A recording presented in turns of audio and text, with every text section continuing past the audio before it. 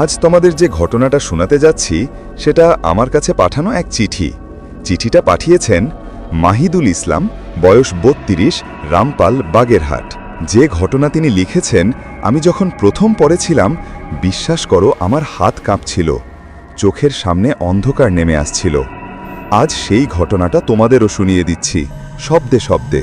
তোমরা যদি তোমাদের জীবনে ঘটে যাওয়া ঘটনা অথবা অন্যদের সাথে ঘটে যাওয়া ঘটনা লিখে পাঠাতে চাও, তাহলে আমার সাথে যোগাযোগ করো আমার এই হোয়াটসঅ্যাপ নাম্বারে 01909266970, অথবা আমার হোয়াটসঅ্যাপ নাম্বারটি স্ক্রিনে দেওয়া থাকবে।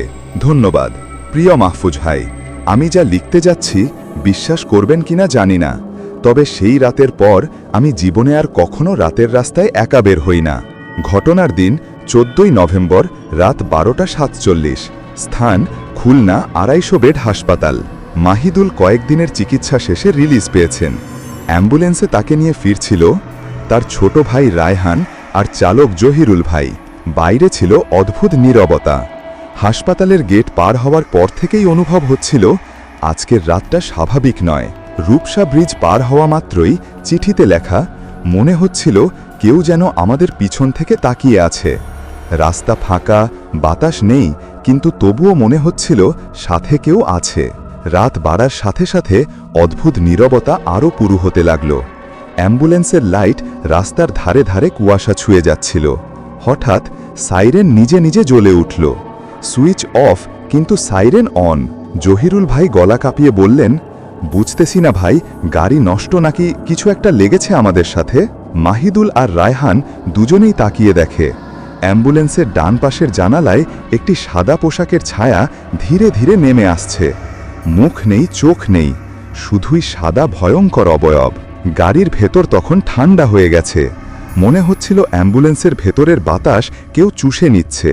হঠাৎ রায়হান চিৎকার করে ওঠে, ভাইয়া, পেছনে একজন বসে আছে। মাহিদুল টর্চ জেলে পেছনে তাকালেন এবং দেখলেন একজন নারী হাসপাতালের রোগীর পোশাকে মাথা নিচু করে বসে আছে। তার পায়ের পাশে স্যালাইনের স্ট্যান্ড, কিন্তু স্যালাইন একদম শুকনো। শুকনো ব্যাগ হাওয়ায় দুলছে। মাহিদুল কাপা গলায় বললেন, আপা, আপনি কে? আমাদের অ্যাম্বুলেন্সে উঠলেন কিভাবে? নারীটি ধীরে ধীরে মুখ তুলল এবং তার মুখের নিচের পুরো অংশ নেই, চোয়াল নেই, ঠোঁট নেই। গলা থেকে মুখ পর্যন্ত শুধু কালো গভীর গর্ত। অন্ধকার, গভীর, ফাঁকা। মনে হচ্ছিল সেই গর্তের ভেতর কেউ তাকালে আর ফিরে আসবে না। জহিরুল ভাই গাড়ি বাড়াতে চাইলেন, কিন্তু অ্যাম্বুলেন্স 30 কিমির উপরে উঠছে না। মনে হচ্ছিল কেউ গাড়ির পেছনে ধরে আছে। রাত তখন 1:30। অ্যাম্বুলেন্স মোরেলগঞ্জ খুলনা সড়কের ফাঁকা জায়গায় পৌঁছালো। হঠাৎ রাস্তার মাঝখানে দাঁড়িয়ে আছে সেই একই সাদা পোশাকের নারী। চুল লম্বা, মাটিতে ছুঁইছে, হাতে পুরনো স্যালাইনের নল। মাথা একপাশে কাত, যেন ভেঙে গেছে। জহিরুল ভাই ব্রেক চাপলেন। গাড়ি বন্ধ, হেডলাইট অফ, মোবাইল নেটওয়ার্ক নেই, পুরো পৃথিবী অন্ধকার। তখনই অ্যাম্বুলেন্সের দরজা ধাম করে খুলে গেল। ভাই, এই জায়গায় এসে চিঠির লেখা আমি নিজেই পড়তে কষ্ট পাচ্ছিলাম। বাইরে থেকে কেউ যেন ফিসফিস করে বলল, আমি তো বাঁচতে পারিনি, তোমরা আমাকে ছাড়বে কেন? তারপর রাস্তার মাঝের নারীটি ধীরে ধীরে 4 হাত হাঁটু দিয়ে এগোতে লাগলো অ্যাম্বুলেন্সের দিকে। হাতের গর্ত থেকে পানি নয়, রক্ত পড়ছে। মাহিদুল জানালার ফাঁক দিয়ে দেখছিলেন। তার ঘাড় 130 ডিগ্রির মতো বাঁকা, চোখগুলো শূন্য, মুখের গর্ত দিয়ে কুয়াশার মতো ধোঁয়া বেরোচ্ছে। তিনি যত কাছে আসছিলেন অ্যাম্বুলেন্সের তাপমাত্রা তত নামছিল। হঠাৎ দূরে থেকে একটা মোটরসাইকেলের আলো দেখা গেল।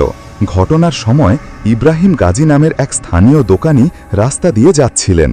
তিনি এসে কিছু দোয়া পড়লেন, অ্যাম্বুলেন্সের ওপর 3 বার ফুঁ দিলেন। এরপর মহিলা ছায়ার মতো মিলিয়ে গেল।